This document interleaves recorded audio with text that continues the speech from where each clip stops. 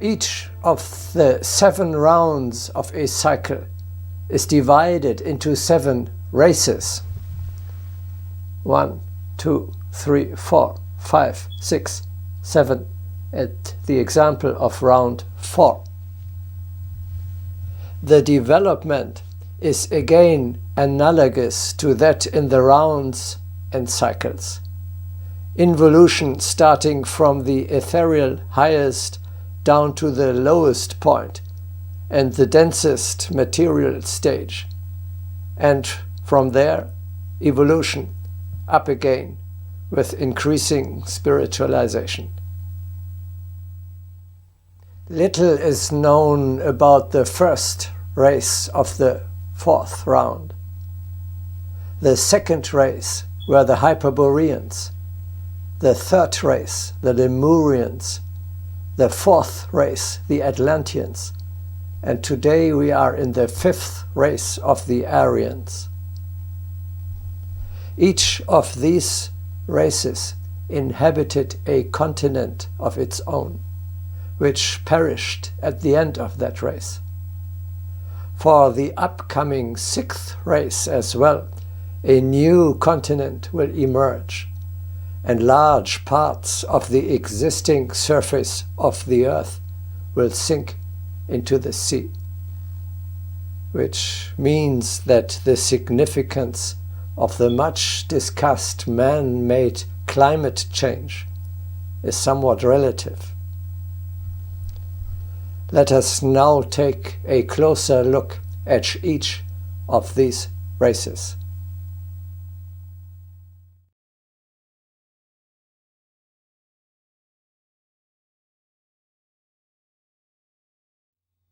Round 4 of the 4th, the earthly cycle, began some 300 million years ago with the first race. The first bodies were huge, bulky, and made of very fine ethereal matter. This is how the Mahatmas and Madame Blavatsky describe these creatures. An ethereal being, non-intelligent but super-spiritual. In each of the subsequent races and sub-races, he grows more and more into an encased or incarnate being, but still preponderatingly ethereal. He is sexless, and like the animal and vegetable, he develops monstrous bodies, correspondential with his coarser surroundings.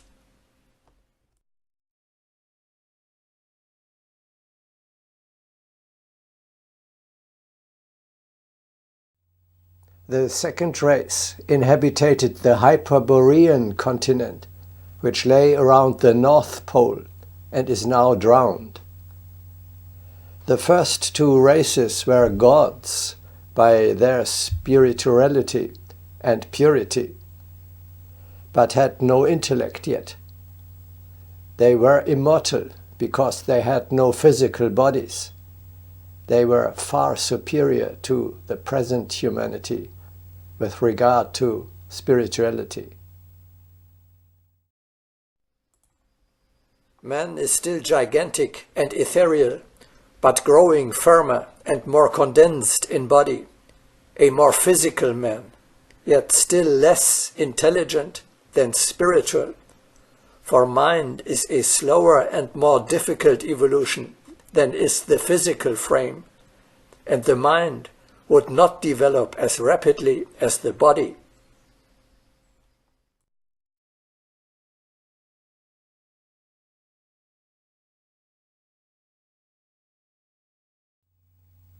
The third race lived in Lemuria, a continent located on the site of the present Pacific Ocean, between Madagascar and South America. In the meantime, it has perished, apart from Australia, New Zealand, Sri Lanka and some other islands, as a result of earthquakes and volcanic eruptions. The Lemurians were initially sexless, then androgynous. only in the middle of the third race, about 18 million years ago, the bodies separated into male and female, and human bodies, as we know them today, began to appear. The spiritual senses withered away more and more due to increasing corporeality. The monads of this race were initially bereft of reason, led by instinct and the remains of spirituality. It was only towards the middle of the third race that the intellect began to form. The bodies were gigantic, at the beginning 18, later still 6 meters tall. The famous statues on the Easter Islands, a remnant of the continent of Lemuria, are evidence of these giants who had to grapple with the dinosaurs. Remains of the ancient Lemurians are today peoples such as the Ethiopians, the indigenous Australians, Aborigines, and the Bushmen. He has now a perfectly concrete or compacted body, at first the form of a giant ape, and now more intelligent, or rather cunning, than spiritual. For on the downward arc, he has now reached a point where his primordial spirituality is eclipsed and overshadowed by nascent mentality. In the last half of the third race, his gigantic stature decreases, and his body improves in texture, and he becomes a more rational being, though still more an ape than a deva.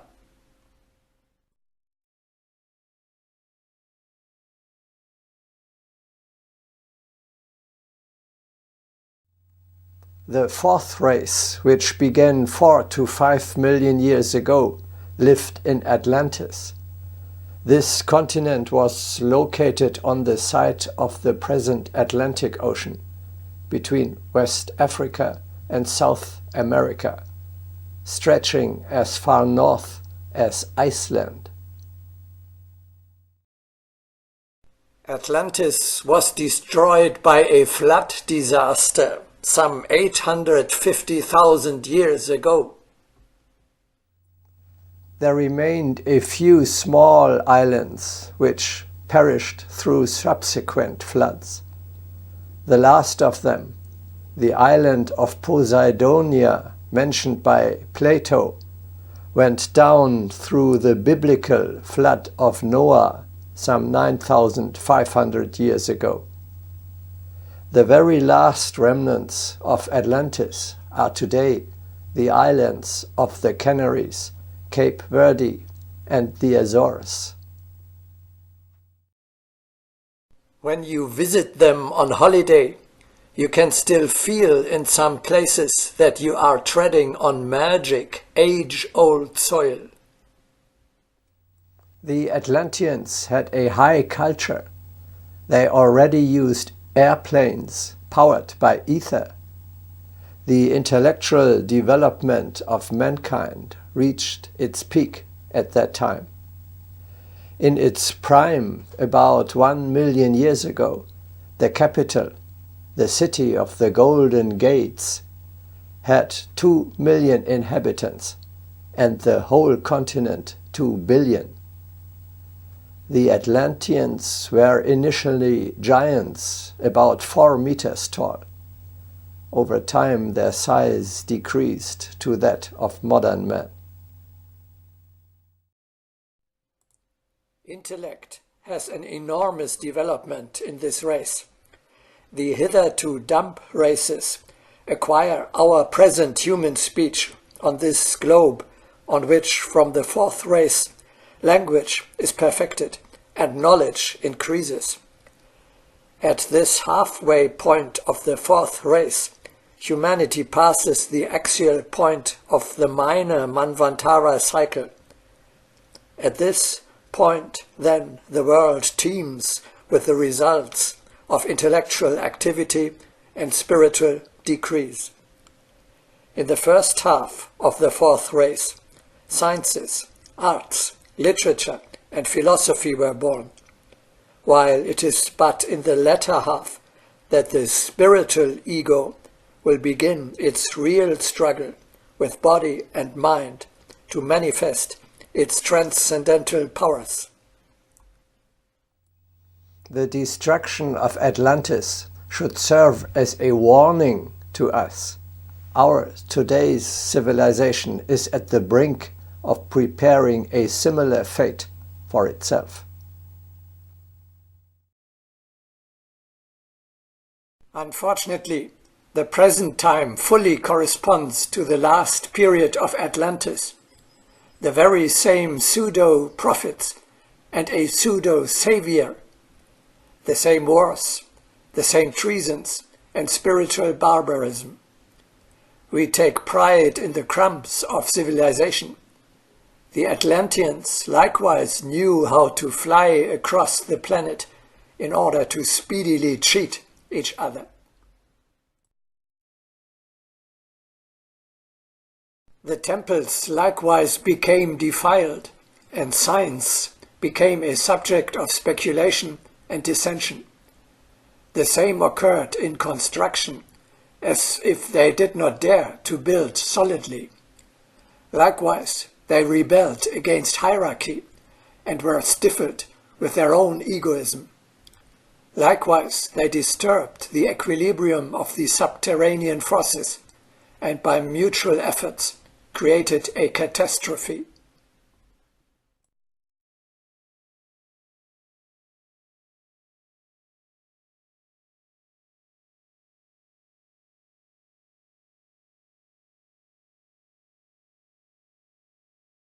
Where does today's humanity stand?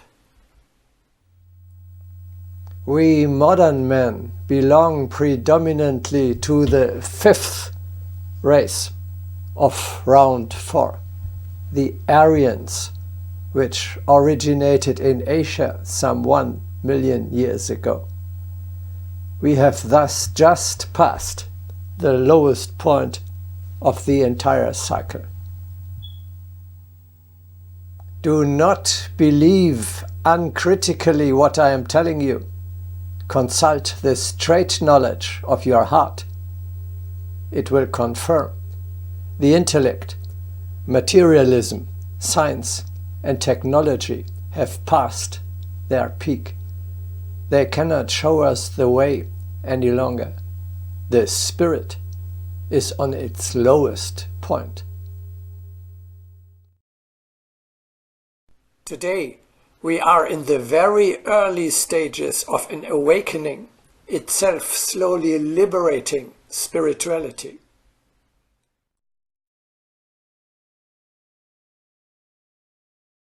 Man has come to the parting of two ways, the highest point of the arc of development for the brute creation. The acme of selfishness has now been reached, and man must go back to his old brutish instincts and habits, or he must cross the bridge which separates the animal from the human kingdom. For as yet, man has not reached the perfect human stage of development, save in very rare instances.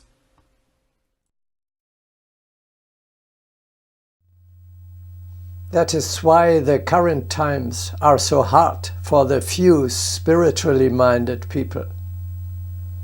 As is described so beautifully in Hermann Hesse's The Glass Bead Game, we must begin in small communities, arduously from zero, from the very bottom, to create a new spiritual order of life.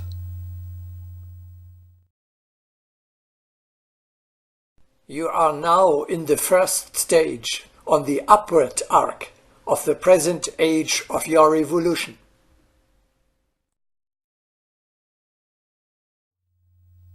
The future way on the ascending arc will be a path of inwardness, of the development of the spirit, of the strengthening of the higher powers, of the immortal self of man, the spiritual path. The new age is that of the evolution of the spirit from matter.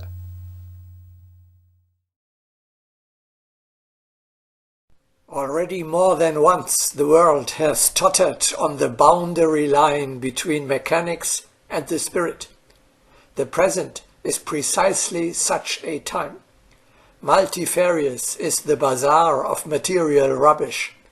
First of all, one must appraise everything in order to set up new values.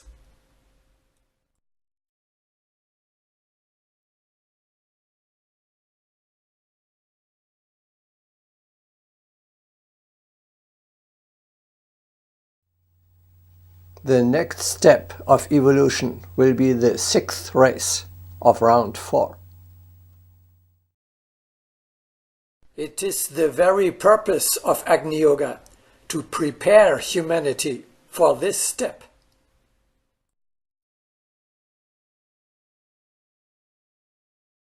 Now we assemble the spirits of the sixth race, and Agni Yoga is the call.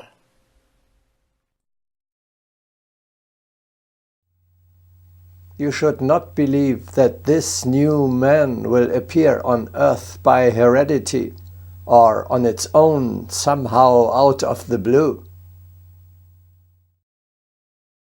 There is so much talk about indigo children being born all of a sudden, and nobody knows why. That is mysticism, which must not deceive you. Nothing in the universe happens by itself, without a cause, without a spiritual impulse. The evolution of man will only advance through our own conscious, active cooperation.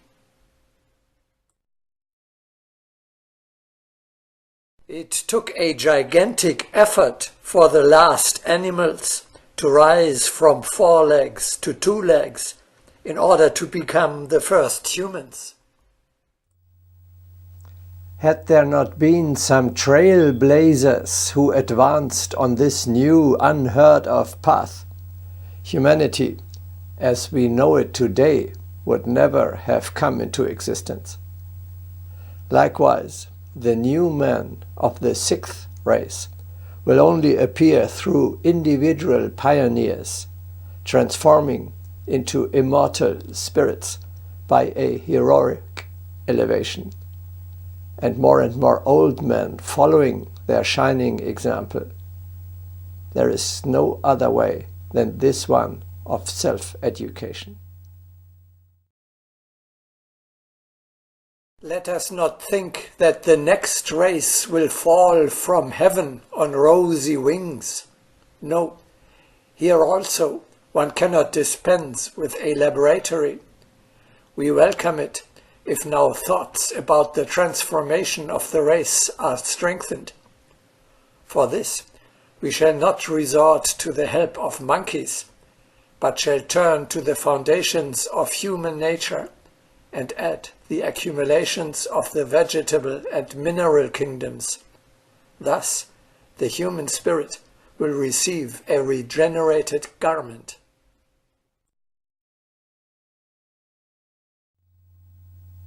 For the sixth race, as for the previous ones, a new separate continent will be formed. The cycle of Kali Yuga is approaching its end on our planet, and we are now going through a transitory stage. Satya Yuga must begin with the affirmation of the sixth race, individual groups of which are already appearing on Earth. But the true era of Satya Yuga on our planet can begin only after the planet is purified of its unfit material and new continents are formed.